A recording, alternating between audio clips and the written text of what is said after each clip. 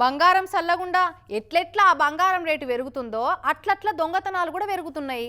అసలు ఆడోళ్ళ మెడలల్లా బంగారం ముట్టుకోగానే మాడి మషైపోయేటట్టు ఏదైనా టెక్నాలజీ కనిపెడితే బాగుండోళ్ళ సైంటిస్టులు, లేదంటే మల్లో మల్కా షూట్ ఎట్ సైట్ ఆర్డర్లు ఇస్తే బాగుండు. అరరే లేకుంటే ఏందోళ్ళ ఇంటికి తాళమేసిన బీరువాల భద్రంగా దాచిన బంగారానికి కూడా భద్రత లేదు. పెయి మీద వేసుకొని తొవ్వంటి పోయినా సెక్యూరిటీ లేదు. పోని బ్యాంకులో దాద్దామన్నా అందులో కూడా దొంగలే మోపైర్రు. ప్రాణం ఎక్కువనా పైసలు ఎక్కువనా అంటే ప్రాణమే ఎక్కువ అందరు ఇదివరకు, కానీ ఇప్పుడు ప్రాణం కంటే పైసలే ఎక్కువైనాయి అందరికి. తులం 2 తులాల బంగారానికి ఉన్న ఇలువ మనుషుల ప్రాణాలకు ఇస్తలేరు దొంగలు. ఇక చూడరాదు రీ. నాకు మాట రాలేదండి ఫస్ట్. ఆడంత దూరం పోయినాక నా గొలుసు ముందు పోతా. దొంగల చేతులు ఇరిగిపోనిగా చూసినారమ్మా.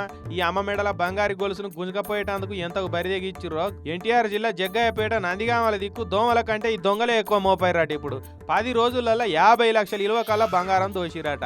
అట్లనే నందిగామల వరుసెంబడి 3 ఇళ్లలో పడి గురిజ బంగారం కూడా మిగులకుండా దోసుకపోయారట. అదే టైంలో బీరువాల అద్దకిలో వెండి కనిపించినా దాని జోలికి పోలేదట. ఉత్త బంగారే ఇత్తుకు లేకుండా వేసుకపోయారట.